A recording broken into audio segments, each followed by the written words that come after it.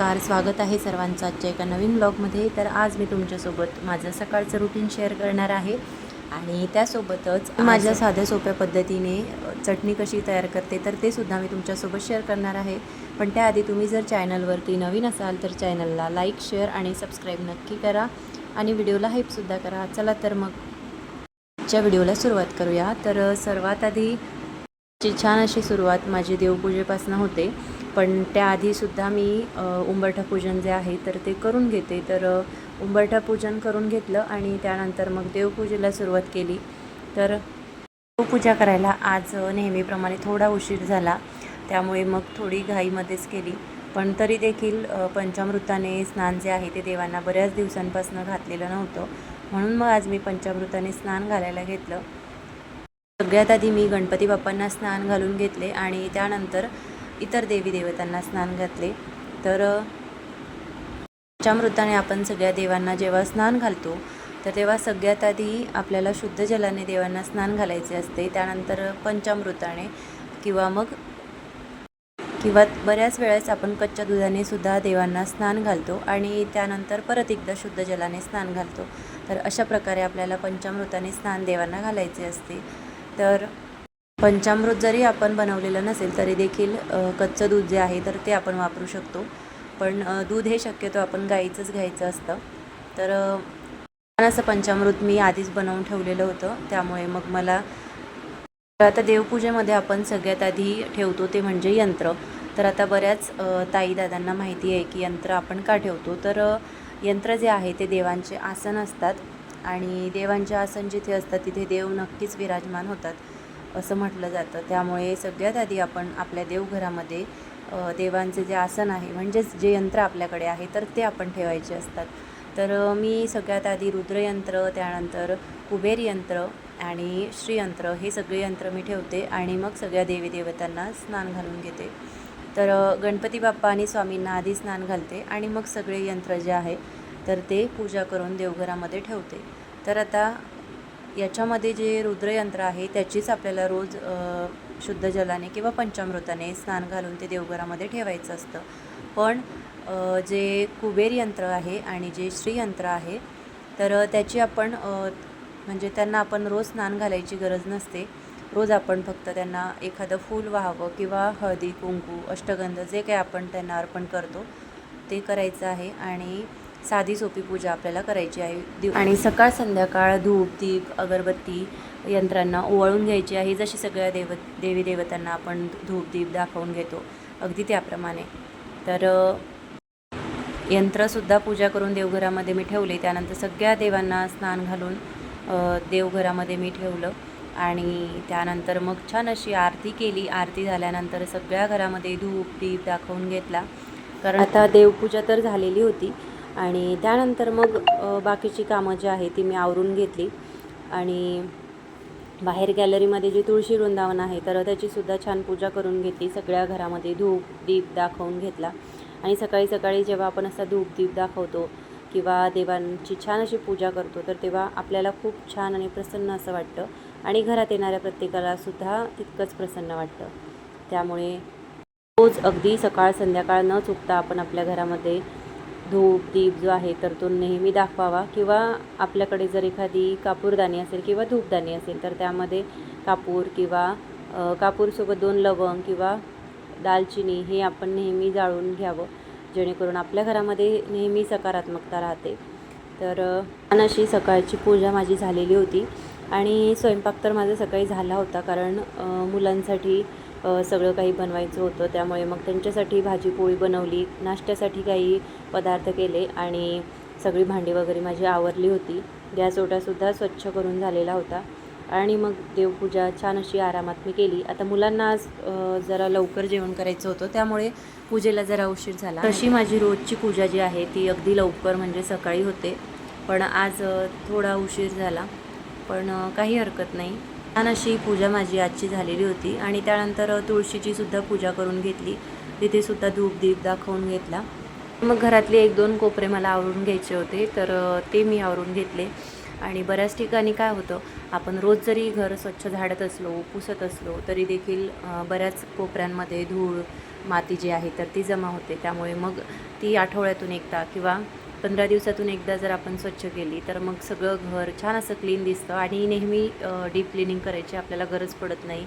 अगदी आपण नवरात्रीत जसं घर आवरतो किंवा बरेच जण दसऱ्याला, दिवाळीला जसं घर आपण स्वच्छ करतो, तर त्यावेळेस आपल्याला फार काही त्रास होत नाही. सगळं घर छान क्लीन राहतं. तर पूजा वगैरे झाली आणि त्यानंतर हे बघा एक जेट प्लांट आहे, तर याच्याकडे माझी नजर गेली. कारण मी याला एक 10 ते 15 दिवस झाले लावलं होतं आणि आता याची वाढ जी आहे ती छान प्रकारे होत होती. आणि अशी काही आपल्या हातून लावलेली झाडं असतील किंवा काही रोपं असले तर ते त्यांची वाढ होताना जेव्हा आपण बघतो त्यावेळेस आपल्याला खूप आनंद होतो. तर मलासुद्धा होतो आणि मी काहीतरी अशी नवीन झाडं लावले की ती कधी एकदा छान प्रकारे वाढतात आणि त्यांना फुलं वगैरे येतात असं मला वाटतं. तर आत्ता हे जे जेट प्लांट आहे तर मी ते 2-3 कुंड्यांमध्ये वेगवेगळे लावून ठेवले, जेणेकरून मग एक जरी जळालं किंवा अगदी खराबच झालं तर दुसरं छान राहतं. तर त्यामुळे मनी प्लांट असेल किंवा जेट प्लांट असेल तर ते मी 2 ते 3 कुंड्यांमध्ये वेगवेगळ्या प्रकारे लावून ठेवते. तर बाहेर जे गॅलरीमध्ये वेगवेगळे झाडं लावलेले आहे तर त्यांची व्यवस्थित काळजी जी आहे तर ती घ्यावी लागते. कारण आता सध्या ऊन आहे आणि उन्हामुळे झाडं जी आहे ती खूप खराब होतात. अगदी सकाळ संध्याकाळ जरी आपण झाडांना पाणी दिलं तरी ती लगेच वाळतात. त्यामुळं मग सगळ्या झाडांना मी पाणी दिलं आणि त्यानंतर मग आतमध्ये हे जे प्लांट आहे तर त्याच्यामधलं सुद्धा पाणी बरंच संपलं होतं आणि एका बॉटलमधलं पाणी तर खूप खराब झालेलं होतं. त्यामुळे मग ते मी बदलायला घेतलं. तर तर हे याच्यामधलं जे पाणी आहे तर ते आपण बऱ्याच वेळा 15 दिवसांनी किंवा महिन्याने चेंज करतो. पण असं केलं तर त्या पाण्याचा वाससुद्धा येतो आणि त्याच्यामध्ये थोडंफार का होईना पण शेवाळ जे आहे तर ते जमतं. त्यामुळे मग असं 8 दिवसातून किंवा दुसऱ्या किंवा 3-4 दिवसातून एकदा जरी आपण याच्यामधलं पाणी बदलवत राहिलो तर सगळे प्लांटसुद्धा खूप छान राहतात. आणि जे खालचे पॉट असतील किंवा जे बाऊल असतील, बॉटल्स असतील तर त्यासुद्धा खूप छान राहतात, त्या खराब होत नाही. तर त्यामुळे मग मी प्लांटमधलं जे पाणी आहे तर ते 3 दिवसातून एकदा किंवा आठवड्यातून एकदा तरी बदलवत असते. आता बाहेरगावी जर आपण जास्त दिवस गेलो तर मात्र ते तसंच राहतं आणि मग काय होतं त्याला थोडं असे क्षारचं जे आहे तर ती त्याच्यावरती येते. त्यामुळे मग ती घासायलासुद्धा खूप त्रास देते आणि घासायलासुद्धा खूप वेळ लागतो. तर त्यामुळे मग असं 3 दिवसातून किंवा 8 दिवसातून एकदा याच्यामधलं पाणी जे आहे तर मी ते चेंज करते आणि त्यानंतर त्याला असं छान थोडा वेळ उन्हामध्ये ठेवते. कारण त्यालासुद्धा ऊन हवं असतं आणि नेहमी सतत घरात ठेवल्याने झाडं जी आहे ती खराब होतात. बऱ्याच वेळा मनी प्लांट जो आहे तर तो खराब झाला होता आणि सुरुवातीला मला काही कळत नव्हतं. सुरुवातीला मी त्याला घरामध्येच ठेवायचे, बाहेर उन्हामध्ये कधी काढलंच नव्हतं. त्यामुळे बरेचसे प्लांट जे आहे 1-2 ते खराब झाले होते. त्यानंतर मग आता ते उन्हामध्ये अगदी 10 ते 15 मिनटं मी ठेवते. त्यामुळे मग ते भरपूर दिवस छान राहतात आणि खराबसुद्धा होत नाही. तर हे सगळे प्लांट जे आहे तर ते मी असे व्यवस्थित त्याच्यामधलं पाणी बदलवून उन्हामध्ये थोडा वेळ ठेवते. तर आता सध्या गॅलरीमध्ये ऊन थोडं कमी होतं आणि असं थंडसुद्धा वाटत होतं. त्यामुळे मग मी इथेच 10-15 मिनटं बसले. कारण अशा हिरवागार झाडांजवळ बसायला खूप छान वाटतं. तर झाडांजवळ बसल्यानंतर एक वेगळीच एनर्जी आपल्याला येते. त्यामुळे मग दिवसातून एकदा थोडा वेळ तरी मी इथे बसतेच. अगदी सकाळी जरी मी इथे फार वेळ बसली नाही तरी संध्याकाळचा चहा मात्र माझा गॅलरीमध्येच असतो. कारण या छान अशा हिरव्यागार झाडामध्ये बसून चहा घ्यायला जी मजा येते ती घरात पण आहे. त्यामुळे मग इथे बराच वेळ सकाळ संध्याकाळ मी इथे बसते. तर छान अशी ही प्लांट जी आहे ती मी उन्हामध्ये ठेवले. आता थोड्या वेळाने इथे ऊन येईल तर त्यामुळे मग मी असे इथे मध्यभागी ठेवले आणि नंतर मग बाकीची कामंसुद्धा मला आवरायची होती तर ती मी आवरायला घेतली. तर आता सगळ्या प्लांटमधलं पाणी मी चेंज करून घेतलं आणि झाडांनासुद्धा पाणी घालून झालेलं होतं आणि सगळी कामंसुद्धा आवरलेली होती. त्यानंतर मग दही वगैरे लावायचं होतं तर ते लावायला मी घेतलं. कारण आता उन्हाळ्यामध्ये थंड पेय किंवा दही, दह्यापासून जे बनवलेले पदार्थ आहे, मठ्ठा असेल, लस्सी वगैरे, तर हे सगळे थंड पेय आपण उन्हाळ्यामध्ये भरपूर प्रमाणात पितो आणि ते प्यायलाच हवे. कारण ते आपल्या शरीरासाठी खूप छान आणि चांगले असतात. तर आणि तसंही दही तर प्रत्येकाला आवडतं. माझ्या घरात मुलांना दही अगदी सकाळ संध्याकाळ जरी दिलं तरी देखील ते खातात. आणि दह्यापासून कुठलाही पदार्थ जरी बनवला, लस्सी असेल, मठ्ठा असेल किंवा कढी जे काय आपण बनवतो तर ते सगळं मुलांना खूप आवडतं आणि ते आवडीने खातात. त्यामुळे मग असं उन्हाळ्यामध्ये दही मी सकाळी एकदा तरी लावते, म्हणजे मग दिवसभर ते दही जे आहे ते आम्हाला पुरतं. आता हे दुसऱ्या वाटीमध्ये जे दही आहे ना ते मी काल लावलं होतं, तर ते आज आम्ही खाणार आहोत. आणि हे जे आता दही लावलेलं आहे ते उद्यासाठी मी तयार करून ठेवते, जेणेकरून मग छान असं घट्टसर दही आपल्याला खायला मिळतं. तर बाहेरून आणल्यापेक्षा मग घरीच मी दुधाचं दही जे आहे तर ते बनवतं. सगळ्यात आधी मी छान असं घट्टसर दूध जे आहे ते उकळवून घेतलं. अगदी म्हणजे आपण दुधाला किंवा चहाला जशी एकदा उकळी येऊ देतो तर त्याच्यापेक्षा जास्त 1 ते 2 वेळा त्याला उकळी येऊ द्यायची. त्याच्यानंतर मग त्याला थंड करून नंतर त्याच्यामध्ये दही घालायचं. त्यामुळे काय होतं, दही जे आहे ते खूप छान असं घट्टसर तयार होतं आणि अगदी मऊसूद असं दही आपलं घरच्या घरी आपण बनवू शकतो. तर छान असं दूध मी उकळून घेतलं होतं आणि दूध थोडं थंड झाल्यानंतर त्याच्यामध्ये दही घातलं आणि ते झाकून ठेवलं. आता संध्याकाळपर्यंत दही जे आहे ते छान असं जमवून जाईल. तर दही वगैरे मी जमवायला ठेवलं आणि त्यानंतर मग मला चटणी बनवायची होती. तर आता चटणी जी आहे ती मी महिन्यातून एकदा बनवते, म्हणजे महिनाभर पुरेल एवढी चटणी मी एकदाच बनवून ठेवते. आणि मुलांना कसं रोज भाजी जर आवडीची नसेल तर चटणी त्यांना हवीच असते. त्यामुळे मग वेळेवरती बनवल्यापेक्षा एकदाच छान अशी चटणी जी आहे मी ती बनवते. तर जवसाची किंवा कराळाची चटणी जी आहे ती मुलांना फारशी आवडत नाही, त्यामुळे शेंगदाण्याची चटणी मी जास्त बनवते. पण जवसाची आणि कराळाची चटणी आपल्यासाठी खूप छान असते, त्यामुळे तीसुद्धा खाल्ली पाहिजे. तर मी काय करते, बऱ्याच वेळा जवस किंवा कराळ जे आहे तर ते लाल चटणीमध्ये सुद्धा थोड्याफार प्रमाणात घालते. म्हणजे काय होतं, मुलांना जरी ते दिसत नसलं तरी थोडीफार त्याची चव त्याच्यामध्ये उतरली तरी ते त्यांना कळतसुद्धा नाही आणि दिसतसुद्धा नाही. तर त्यामुळे मग या शेंगदाण्याच्या चटणीमध्ये मी बऱ्याच वेळा कराळ किंवा जवस जे आहे तर ते घालून चटणी मी बनवते. तर आता आज मी शेंगदाण्याची वेगळी आणि तिळाची आणि मिरच्यांची चटणी जी आहे तर ती वेगळी बनवत होते. तर म्हटलं चला आज तुमच्यासोबत शेअर करूया. तर छान अशा मिरच्या बघा मी सगळ्या खोळून घेतल्या.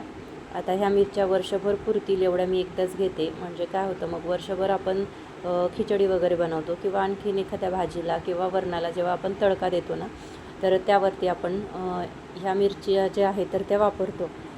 इथे मी आधीच लसूण जे आहे तर तो अर्धा वाटी सोलून घेतला होता, कारण वेळेवरती असं काही करायचं म्हटलं की मग आपल्याला खूप गडबड होते आणि सगळ्या गोष्टी वेळेवरती व्हायला हव्या. त्यासाठी मग अशी पूर्वतयारी करून ठेवली की कामं पटापट होतात आणि वेळसुद्धा लागत नाही. म्हणून मग मी लसूण जो आहे तो आधीच सोलून ठेवलेला होता, मिरच्यासुद्धा काढून ठेवल्या होत्या. त्यानंतर शेंगदाणे, तीळ मला जेवढे लागणार आहे ते सगळं मी काढून ठेवलं होतं. तर आता इथे एका कढईमध्ये मी सगळ्यात आधी शेंगदाणे आणि तीळ जे आहे तर ते सोबत बारीक करून घेतले. तर शेंगदाण्याची आणि तिळाची चटणी जी आहे तर ते मी वेगळी बनवणार होते आणि फक्त तिखट म्हणजे फक्त मिरच्यांची चटणी जी आहे तर ती वेगळी बनवणार होते. आणि जी शेंगदाण्याची आणि तिळाची चटणी आपण बनवणार आहोत तर ती मुलं फार आवडीने खातात आणि अगदी लगेच संपते. त्यामुळे मग ही अशी लाल चटणी असली की मग ती वेळेवरती कधीही असलेली चांगली, कारण एखाद्या वेळेस आपल्याला भाजी आवडत नाही किंवा मग वेळा असं होतं की आपल्याला भाजी करायचासुद्धा कंटाळा येतो. तर अशा वेळेस आपण ही चटणी जर चपातीसोबत किंवा भाकरीसोबत खाल्ली तर खरंच खूप छान लागते. आणि अगदी महिनाभर जरी आपण ही चटणी फ्रीजमध्ये ठेवली किंवा बाहेर जरी ठेवली तरी देखील काहीच खराब होत नाही. भरपूर दिवस ही चटणी जी आहे ती खूप छान प्रकारे चांगली राहते. तर यासाठी बघा मी इथे काय केलं, याच्यामध्ये थोडं तेल घातलं, थोड्याफार प्रमाणात त्याच्यामध्ये तेल घालायचं, जेणेकरून चटणी जी आहे तर ती खराबसुद्धा होत नाही आणि जास्त दिवस टिकते. त्यामुळे त्याच्यामध्ये थोडंसं तेल घालायचं आणि त्यासोबतच लसूण हा मला आवडतो म्हणून मी याच्यामध्ये घालणार आहे. तर तुम्हाला जर लसूण आवडत नसेल किंवा जिरे वगैरे टाकायचे नसेल तर तुम्ही तसंही याची चटणी जी आहे तर ती बनवू शकता. तर मला लसूण आणि जिरे हे भरपूर प्रमाणात घातलेलं आवडतं, त्यामुळे मग मी त्याच्यामध्ये लसूण, जिरे हे सगळं घातलं आणि थोडंसं मीठ घालून चवीपुरतं ते सगळं जे आहे ते मिक्सरला व्यवस्थित बारीक करून घेतलं. तर इकडे बघा आता सगळ्या मिरच्या ज्या आहेत त्या मी आधी भाजून घेतल्या आणि त्याच्याही आधी शेंगदाणे जे आहेत ते सुद्धा भाजून घेतले आणि त्याच्यामध्ये तीळ जे आहे ते टाकून घेतले. त्याने काय होतं, तीळ जे आहे ते सगळीकडे घरामध्ये उडत नाही आणि आपण जर फक्त तीळ त्याच्यामध्ये घातले कढईमध्ये आणि ते जर आपण भाजले तर तीळ सगळीकडे उडतात आणि आपल्याला परतवायलासुद्धा जागा राहत नाही. त्यामुळे मग असे शेंगदाण्यामध्येच तीळ घालून मी हे शेंगदाणे आणि तीळ जे आहे ते आधी व्यवस्थित भाजून घेतले आणि त्यानंतर लसूणसुद्धा भाजून घेतला. आता लसूण मध्येच मी थोडं जिरं घातलं आणि त्यानंतर ते सगळं छान असं भाजून घेतलं. आता मिरच्या थोड्या भाजलेल्या होत्या तर त्या मी वेगळ्या कढईमध्ये काढून घेतल्या आणि थोडं लाल तिखट वेगळं करायचं होतं तर त्यासाठी थोड्या मिरच्या मी बाजूला ठेवल्या. तर शेंगदाणेसुद्धा थंडगार झालेले होते. मोठ्या ताटामध्ये शेंगदाणे जे आहे ते काढून ठेवलेले होते. आता शेंगदाणे जे आहे ते लगेच बारीक होतात, त्याला काही फार वेळ लागत नाही. पण जी मिरची आहे तर मिरचीला बारीक करायला खूप वेळ लागतो आणि बऱ्याच वेळा असं होतं की मिरची जर भाजायची राहून गेली तर त्यावेळेस मात्र मिरची जी पूड आहे ते व्यवस्थित होत नाही, म्हणजे अगदी जाड बारीक होतं. आणि तेच जर आपण त्याच्यामध्ये लसूण असेल किंवा जिरं असेल किंवा शेंगदाणे असतील, तीळ असतील, हे सगळं घालून जर आपण त्याचं छान एकजीव करून मिश्रण तयार केलं तर आणि त्यानंतर मग त्याच्यामध्ये शेंगदाणे आणि तीळ घालून जे आहे ते मिक्सरला बारीक करून त्याच्यामध्ये टाकून घेतलं. तर आता इथे सगळ्या मिरच्या ज्या आहेत त्या व्यवस्थित बारीक करून झालेल्या होत्या. आता बऱ्याचशा मिरच्या ज्या आहेत त्या माझ्याकडून भरपूर प्रमाणात भाजल्या गेल्या होत्या, त्यामुळे त्याचा कलर थोडा तुम्हाला काळपट दिसत असेल. तर सगळ्या मिरच्या मी मिक्सरला बारीक करून घेतल्या आणि त्यानंतर जे शेंगदाणे आहे आणि जे गूळ आहे तर ते मी बारीक करून घेतलं. आता इथे बघा मी आधी मिरच्या आणि लसूण जो आहे तो बारीक करून घेतला आणि त्यानंतर शेंगदाणे आणि तीळ हे बारीक करून घेतले. त्याने काय होईल, सगळं एकजीव व्यवस्थित बारीक होतं आणि कुठेही अबडधबड असं बारीक होत नाही आणि एकजीव अशी आपली चटणी जी आहे तर ती तयार होते. तर इथे मिरच्या सगळ्या ज्या आहेत त्या व्यवस्थित बारीक करून घेतल्या. त्यानंतर मग त्याच्यावरती दाण्याचं कूट घालून ते परत एकदा सगळं एकत्र केलं आणि चवीपुरतं मीठ हे सगळं मी त्याच्यामध्ये घातलं. आता याऐवजी तुम्ही जेव्हा शेंगदाण्याची किंवा तिळाची किंवा मिरचीची आणखी कुठली चटणी बनवत असाल तर अशा प्रकारे बनवता हे कमेंट करून मला नक्की सांगा, म्हणजे तुमच्याकडून मला नक्कीच काहीतरी चांगलं असं शिकायला मिळेल. तर प्रकारे आधी सगळ्या मिरच्या मी काढून घेतल्या आणि त्यानंतर मग दाण्याचं कूट तयार केलं आणि तीळ, तर हे सगळं एकत्रित व्यवस्थित करून घेतलं आणि त्यानंतर छान अशी तिळाची आणि लाल मिरचीची चटणी जी आहे तर ती आपली तयार झाली होती. आणि त्यासोबतच मी थोडं शेंगदाण्याचं कूट जे आहे ते वेगळं बारीक केलं आणि त्याच्यामध्ये फक्त लाल जे आपलं तिखटाचं पूड असतं तर ते मी त्याच्यामध्ये घातलं, जेणेकरून तीसुद्धा चटणी जी आहे तर ती वेगळ्या प्रकारे आणि थोडीफार वेगळ्या चवीची होते. तर तीसुद्धा खायला खूप छान लागते. त्यामुळे तशी थोडी चटणी मी वेगळी केली आणि ही चटणी वेगळी केली. तर भाजलेल्या मिरचीची चटणी वेगळी आणि लाल मिरचीची चटणी वेगळी, दोन्ही प्रकारच्या चटण्या ज्या आहेत त्या मी बनवून घेतल्या. तर या मिक्सरच्या भांड्यामध्ये एक एक करून थोडं थोडं मी काढून घेतलं.